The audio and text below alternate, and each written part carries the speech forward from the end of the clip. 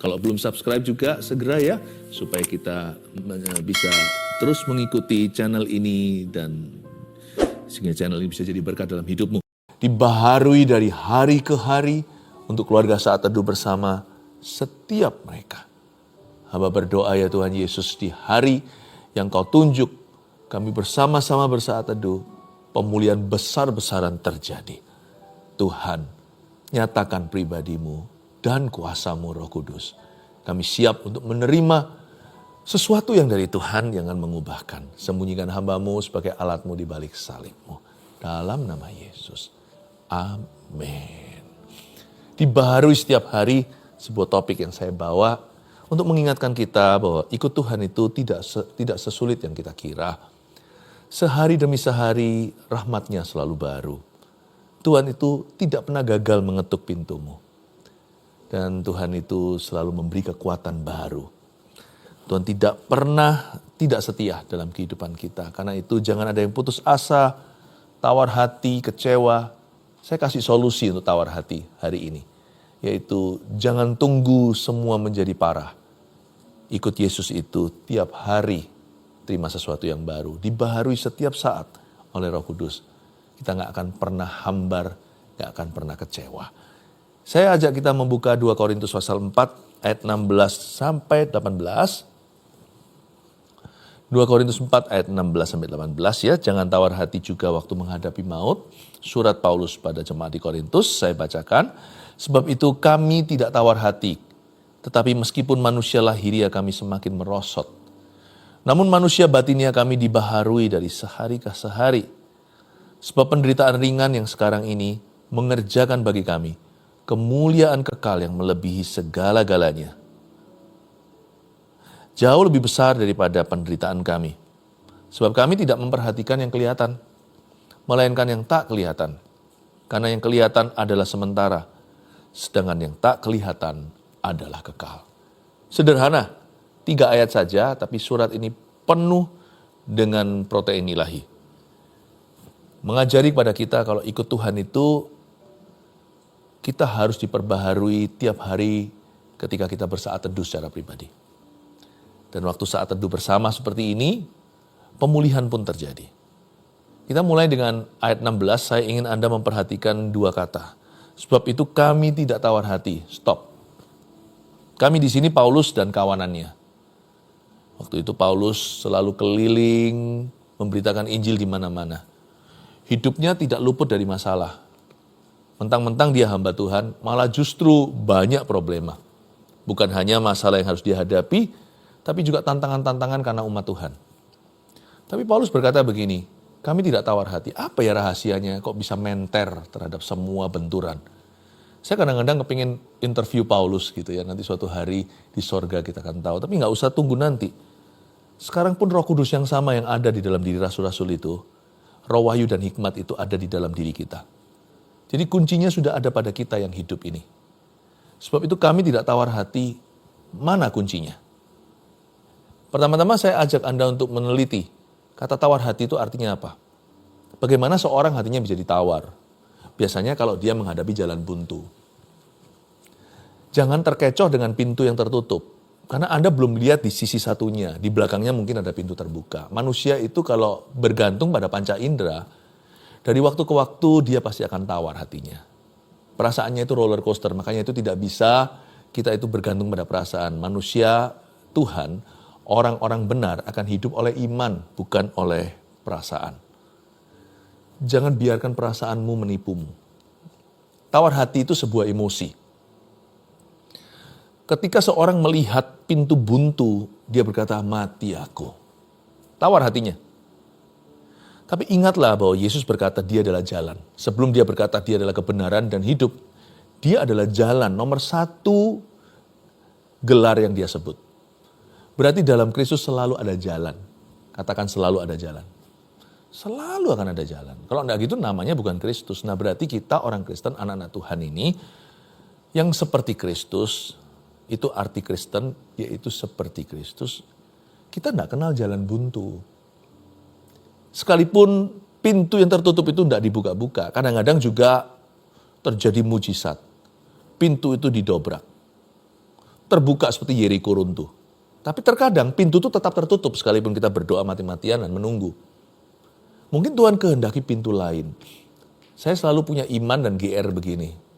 Saya punya suatu rasa percaya diri dalam Tuhan. Kalau satu pintu itu tertutup rapat di depanku, kalau saya terlalu terpaku ke depan pada pintu itu, saya akan tawar hatinya.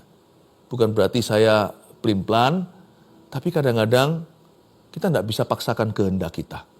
Ada waktunya kita perlu berkata seperti Yesus di Getsemani. Bukan kehendakku Bapa, tapi kehendakmu yang jadi. Terkadang kita memang sudah keras kepala mau ke situ. Tuhan kasih jalan lain yang lebih baik. Pintu kanan kiri terbuka semua. Jadi jangan kaku. Kenali kehendak Allah sambil Anda menyelam, sambil Anda minum air. Sambil Anda jalani hidup sehari-hari, belajar untuk punya yang namanya fleksibilitas. Belajar untuk diarahkan oleh Kristus ke perkara-perkara yang tidak Anda duga, di luar prediksi dan perencanaan Anda. Bukan kehendakku, tapi kehendakmu yang jadi. Tapi terkadang Tuhan tidak mau kita punya opsi-opsi atau alternatif. Ya pintu itu sampai didobrak seperti Yeriko yang runtuh. Nah untuk tahu yang mana kali ini, Anda mesti berdoa dan cari kehendak Tuhan. Hati kita akan dibuat Roh Kudus tahu. Dengan tuntunan firman dan dengan hadirat Tuhan, kita pasti diberikan kepekaan. Jadi jangan tawar hati kalau Anda lihat pintu terkunci.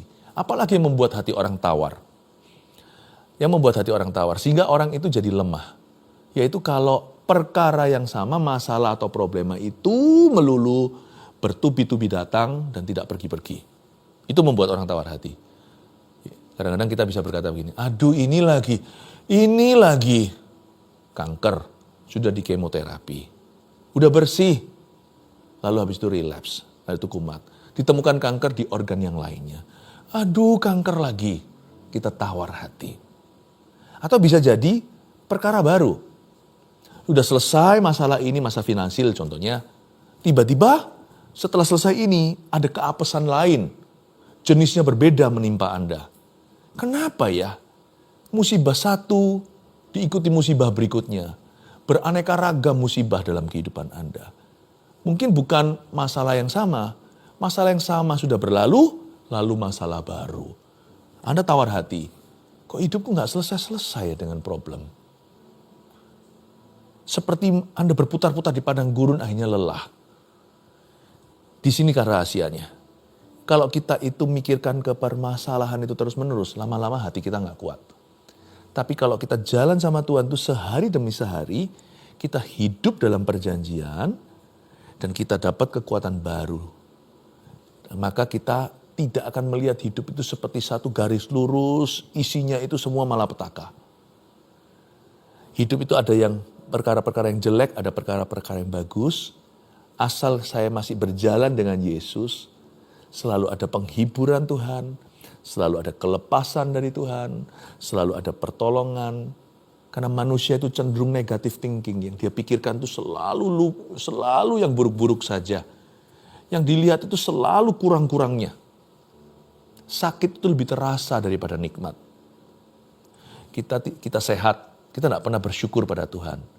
Tapi sekali kita sakit, kita bisa mengeluhkan pada Tuhan, hidupku ini tidak bahagia.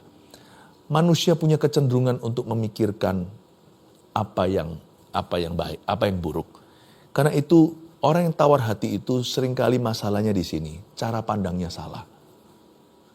Jangan hanya hitung kutuk, hitunglah berkatnya juga. Tinggal kuat-kuatan, nanti Anda akan lihat, kalau fokus Anda pada Tuhan, bukan pada persoalan, hatimu tidak akan hambar. Kalau fokus Anda pada pertolongan Allah, maka hatimu tidak akan tawar. Sebab itu kami tidak tawar hati, tetapi meskipun manusia lahiriah kami semakin merosot, Paulus mengakui bahwa masalah yang bertubi-tubi itu membuat manusia lahiriahnya semakin merosot. Namun, ini kuncinya, manusia batinnya kami dibaharui dari sehari ke sehari. Saya bisa bayangkan Paulus itu tidak punya gambar hidup begini. Setahun. Lalu nanti misalnya setahun 365 hari. Tiap nanti hari kesekian ketika dia masuk dalam sebuah pencobaan, dia ingat-ingat minggu lalu, dia juga lagi susah.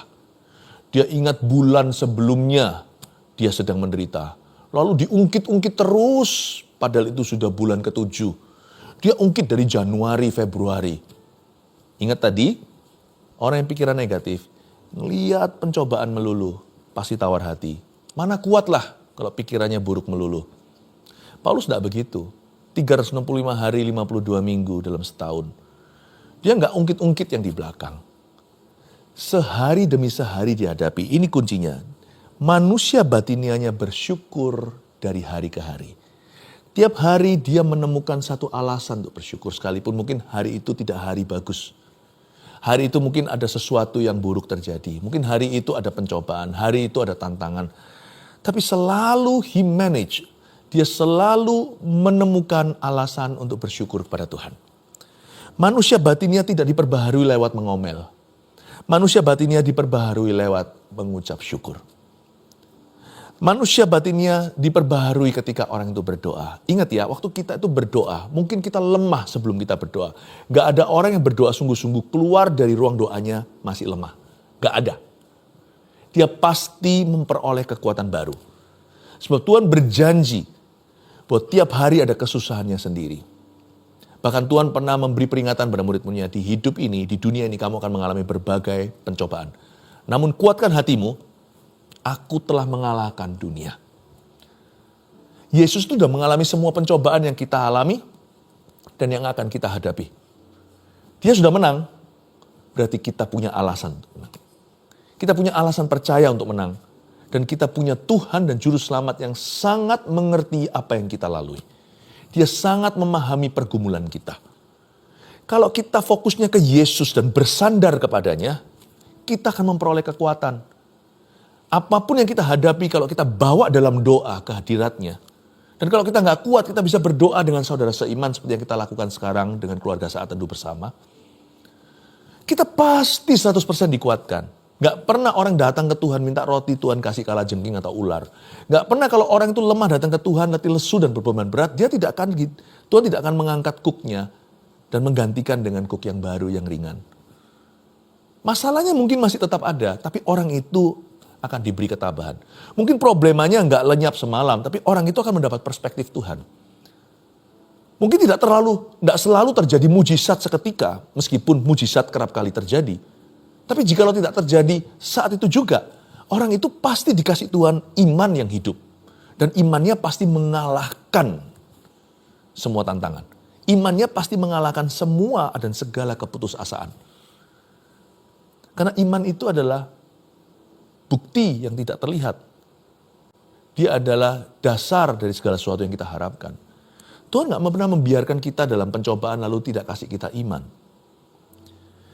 Manusia batinnya kita itu diperbaharui oleh doa, oleh firman. Tidak ada orang ketika dia membutuhkan Tuhan, buka halaman Alkitab. Baik dia membacanya secara teratur, yaitu Kejadian sampai Wahyu, pasal demi pasal, pasti dia dapat sesuatu. Atau mungkin dia baru mulai hari ini, dan dia tidak tahu mulai dari buku mana. Kapanpun, dimanapun dia buka halaman manapun, Tuhan pasti akan berbicara. Tapi tetap ya kalau bisa baca teratur supaya Anda sehat. Coba makan tidak teratur, sakit mah. Manusia batinnya kita itu dibaharui kalau kita baca Alkitab dan merenungkannya. Gak ada orang gak ada orang yang membuka halaman-halaman di dalam Alkitab dan tidak mendapatkan rema. Kalau hatinya mencari Tuhan loh ya. Tapi jikalau hatinya salah, dia mencoba mengkritik Tuhan, dan dia bacanya dengan roh Farisi, ya, dia merasa dirinya hebat. Tuhan biasanya kan sembunyikan hikmat. Pada orang yang merasa dirinya berhikmat, Tuhan sembunyikan hikmat. Pada orang yang merasa dirinya bodoh, aku butuh suara Tuhan, Tuhan kasih hikmat. Manusia batinnya kita diperbarui dari sehari ke hari. Tuhan berjanji untuk memberimu kekuatan baru setiap hari sesuai dengan kebutuhanmu. Nah ini nggak bisa dicontoh. Tidak bisa kita ikut-ikutan. Setiap orang punya kebutuhan tidak sama. Makanya itu, suara Tuhan bagi setiap individu akan spesifik pula. Pasti akan custom itu, pasti sesuatu yang tailor-made, bukan konveksi, tapi tailor dengan jahitan dan setiap sentimilinya itu persis ukuran badan orang itu.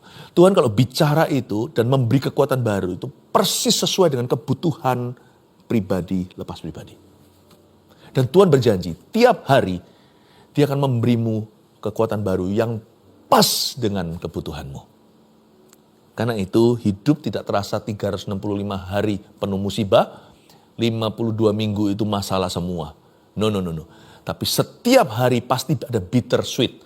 Setiap hari pasti ada manis pahit. Pasti ada pahitnya, pasti ada manisnya. Tapi orang yang diperbaharui rohnya tidak akan mengeluhkan pahitnya. Dia akan syukuri manisnya. Makanya itu hidup menjadi sukacita. Sekalipun sakit mungkin masih ada. Sekalipun mungkin kita masih mengalami suatu tantangan di depan. Manusia batinia kita dibarui sehari ke sehari. Ayat 17. Sebab penderitaan ringan yang sekarang ini mengerjakan bagi kami kemuliaan kekal yang melebihi segala-galanya, jauh lebih besar daripada penderitaan kami. Saya ingin Anda menaruh perhatian pada kalimat penderitaan ringan yang sekarang ini. Kalau yang nulis orang yang tidak punya masalah, hidup di istana, saya nggak akan percaya. Tapi yang nulis ini, yang nulis penderitaan itu ringan, kecil. Penderitaan kan yang kita lalui ini sementara. Penderitaan sekarang saja. Kalau yang nulis ini orang yang pernah kena kapal karam, dicambuk 40 kali dengan gigi-gigi logam 40 kurang 1, dan berapa kali episode seperti itu. Pernah digeruduk massa, di penjara bolak-balik, dipasung belenggu. Sekali waktu dia nyanyi, lalu habis itu gempa bumi, penjara buka semua di kota namanya Filipi.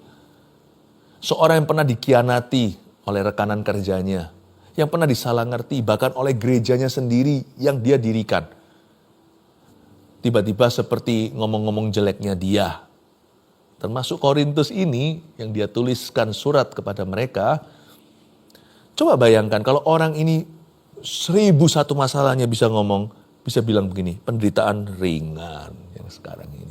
Saya mau tahu antara orang ini betul-betul Superman-nya Tuhan, orang ini beda sama kita, tidak terbuat dari daging dan darah, sedangkan Elia aja manusia biasa seperti kita.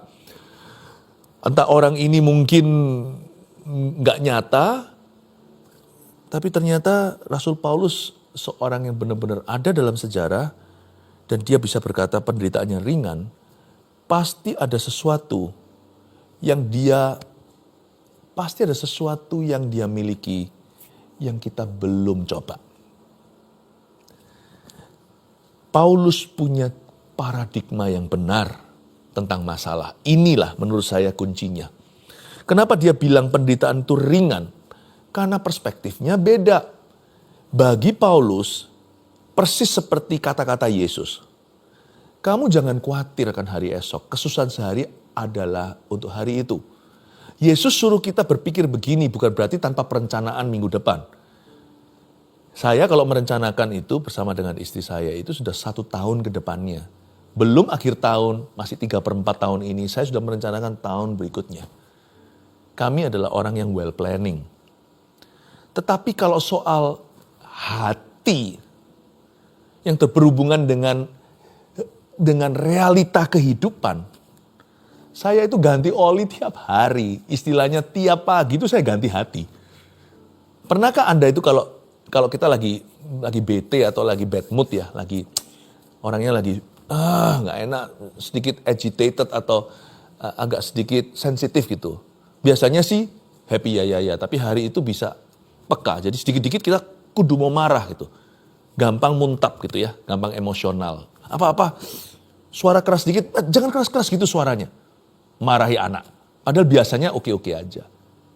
Coba ini, mungkin Anda kurang istirahat. Mungkin hari itu Anda kesel, udah kayak sumpek begitu. Tidur. Besok pagi you feel better. Iya kan?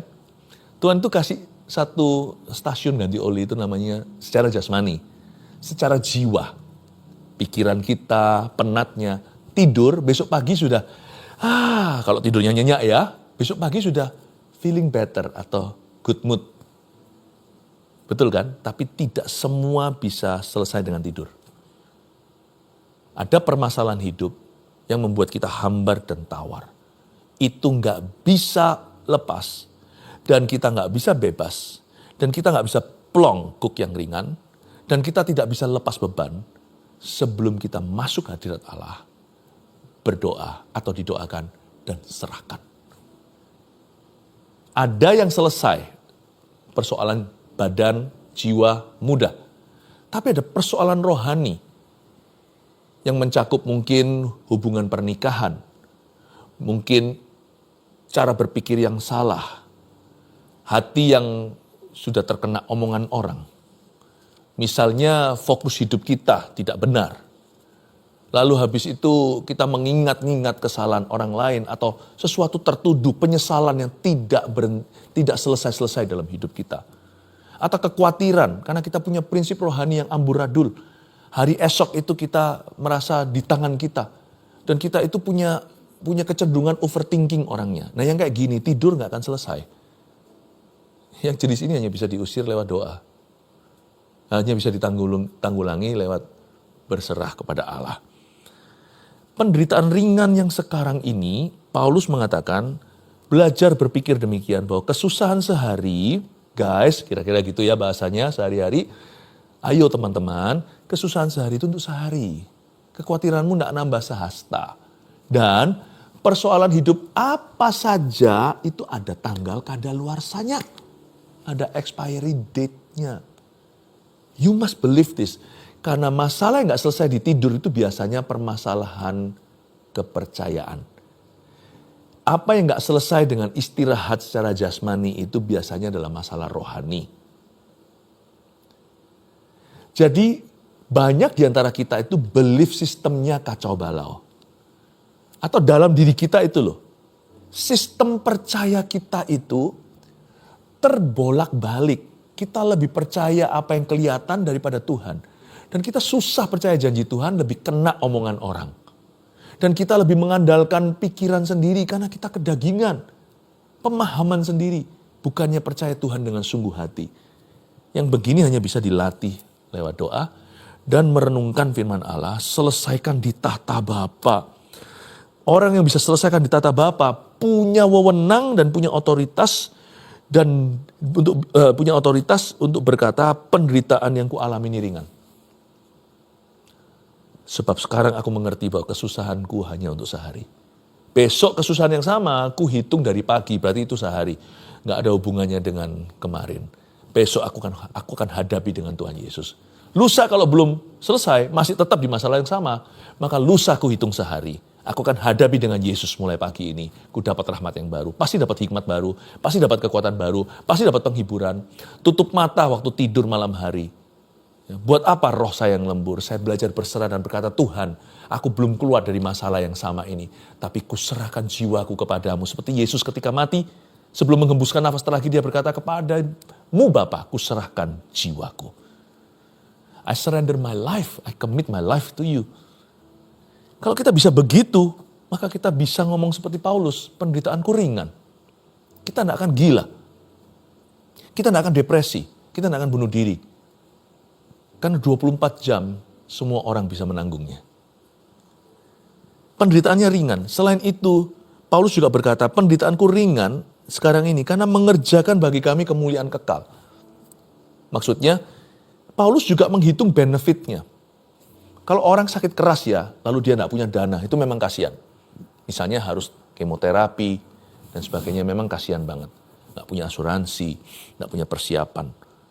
Tapi yang lebih kasihan tahu nggak apa? Orang ketika mengalami masalah serius, misalnya sakit keras, nggak punya Tuhan. Aduh, takut matinya itu loh. Tidak ada kepastian kehidupan kekal. Lalu setelah itu apa? Sebelah sana masih tanda tanya, misteri besar. Setelah aku mati mungkin nggak dipikiri, tapi sebelah sini apa yang kutinggalkan juga belum ready. Aku belum membangun sesuatu yang bernilai kekal sama sekali. Malah justru banyak menabur kesalahan kanan kiri. Belepotan hidupku, banyak penyesalan. Bayangkan orang itu kalau ngalami suatu pukulan dalam hidup ini, musibah contohnya sakit keras misalnya. Lalu dia tidak punya Tuhan dan hubungannya dengan Tuhan gak beres, itu yang paling kasihan. Itu paniknya saya gak bisa bayangkan. Kesaksian orang-orang yang pernah sakit keras, divonis ini dan divonis itu, dan tentunya penyakit yang mematikan misalnya, orang yang punya Tuhan, sedih sih sedih. Duka sih duka, menderita sih menderita. Bukan hanya dia tapi seluruh keluarganya. Tapi ada kesaksian ini loh. Damai sejahtera itu sungguhan ada yang menopang orang itu di saat-saat seperti itu. Nggak takut matinya itu ada. Bagaimana orang itu bisa tahu kalau dia itu punya hidup kekal. Yang ngalami begini-begini kadang-kadang dia baru mengerti bahwa ternyata aku sama sekali nggak ngeri dengan hidup yang akan datang. Setelah aku mati itu tidak lagi menjadi pertanyaan. Tapi saya sudah punya kepastian. Itu ya, kekuatan dalam jiwanya itu luar biasa. Orang yang punya Tuhan, ketika mengalami musibah, orang itu tidak akan hambar hatinya. Nggak akan tawar hati. Karena dia seperti ada di dalam dirinya waktu mengalami persoalan itu seperti ada baterai yang self-charging, yang bisa nge-charge sendiri. Mungkin seperti mobil-mobil tertentu yang bisa nge-charge sendiri, yang hybrid dan sebagainya. Saya nggak ngerti teknologi by the way. Tapi bisa nge-charge sendiri. Luar biasa nggak? Waktu dia ngalami itu, dia bisa dapat damai yang dia nggak pernah kenal sebelumnya. Waktu dia fine-fine saja. Waktu dia baik-baik saja. Tapi ketika dia mengalami sesuatu yang buruk, dia mengalami kepastian bahwa Tuhan tidak marah sama dia. Dan Tuhan tidak hukum dia. Dan ini bukan dari Tuhan. Tuhan tidak pernah mencobai. Dan seperti ada satu topangan damai sejahtera dan sebuah kepastian bahwa aku akan menyertaimu. Dan itu menjadi batu pijakan. Itu dia bisa beriman. Bahkan beriman untuk sembuh. Gampang itu loh untuk mengimani mujizat. Daripada orang yang masih tertuduh mengimani mujizat apa. Boro-boro ngimani yang namanya kuasa Tuhan. Dia aja gak yakin kalau Tuhan mengasihi dia. Padahal Tuhan mengasihi dia. Karena dia salah. Karena dia gak beres sama Tuhan. Dia merasa kayak, mana mau Tuhan terima saya. Aduh. Susah kalau kita mengalami masalah dari minus. Makanya banyak orang tawar hati ketika mengalami musibah. Saya tidak imani supaya kita mengalami musibah. Tapi sedia payung sebelum hujan itu adalah hikmat Allah. Hidup ini penuh pencobaan. Yesus memperingatkan, di dalam dunia ini kamu akan mengalami banyak pencobaan. Tapi kuatkan hatimu, aku telah mengalahkan dunia. Paulus bisa berkata penderitaan itu ringan. Karena dia hitungnya seharian. Dia hitungnya harian, itulah ya. Dan dia tahu bahwa ini mengerjakan kemuliaan kekal. Karakter Allah dibentuk waktu dia ngalami ini. Dia baru tahu betapa kuatnya. Mana tahu kalau nggak dihantam dulu. Malah dia bisa kuatkan orang lain. Dia bisa kesaksian. Dia bisa menghibur orang lain. Terlalu banyak yang saya lihat. Sungguhan banyak yang saya lihat. Orang-orang sekeliling saya mengalami begitu dalam jemaat kami. Ketika mengalami musibah malah mereka bisa menguatkan orang lain. Saya beritahu ya. Berbahagialah orang yang bisa berkata seperti Paulus, penderitaanku ringan. Berat sih berat, tapi tidak aku rasa-rasakan. Karena aku tahu ada benefitnya. Ada kemuliaan kekal yang sedang dikerjakan dalam diriku. Dan juga, semuanya ada luarsanya. Bahkan bagi orang percaya mati pun adalah keuntungan. Mati itu kan expiry date kita. Itu pun keuntungan, bayangkan. Ayat 18, sebab kami tidak memperhatikan yang kelihatan. Melainkan yang tidak kelihatan. Karena yang kelihatan adalah sementara. Sedangkan yang tak kelihatan adalah kekal. Coba lihat. Berarti Paulus itu bisa ngomong begini. Pasti dia lihat sesuatu yang kita belum lihat. Semoga hari ini lewat renungan yang saya sampaikan Anda bisa melihatnya. Bahwa orang yang hatinya dipenuhi dengan kekekalan. Dia tidak akan pernah tawar hati. Karena di dalam dirinya ada self-charging battery. Atau ada baterai yang bisa nge-charge sendiri. Tiap kali dia mengalami apa-apa di depan, dia selalu mendapatkan pengharapan baru dari Tuhan. Tuhan tidak pernah gagal datang tepat waktu, mengucapkan kata-kata damai sejahtera di dalam hatimu. Ada 3 poin yang Anda bisa catat. Sebagai review apa yang saya sampaikan, prinsip-prinsip kebenaran yang saya sudah sampaikan. Dibaharui setiap hari nomor 1. Tuhan beri kekuatan baru setiap hari sesuai dengan yang kita butuhkan. Persis yang kita butuhkan. Nggak lebih, nggak kurang. 2, kesusahan sehari adalah untuk sehari. dan ada tanggal kadaluarsanya. Catat itu kalau Anda sedang dalam masalah. Camkanlah di dalam hatimu. Problemaku ada tanggal kadaluarsanya. Yakin itu. Jangan tawar hati. Dan Anda percaya itu, rohmu dibaharui. 3, fokus pada hidup yang kekal, beri pengharapan baru setiap hari. Termasuk sebuah pesan khusus bagi orang-orang yang berkabung. Kalau Anda ada yang berduka, ditinggal seorang yang Anda kasih, dia sudah dipanggil Tuhan. Kalau Anda bisa melihat bahwa kekekalan itu ada, bahwa reuni itu ada, sekalipun Anda bisa berduka dan berkabung, tidak ada yang bisa menggantikan tempat orang itu dalam hatimu. Namun demikian Anda akan punya pengharapan baru untuk hidup sungguh-sungguh di hidup ini dan menyelesaikan atau finish well atau menyelesaikan dengan baik dan benar. Mari jemaat yang dikasihi Tuhan, terimalah berkat dari Allah Bapa, Putra, dan Roh Kudus. Dalam nama Yesus yang mengasihimu. Haleluya. Amin. And there I find you in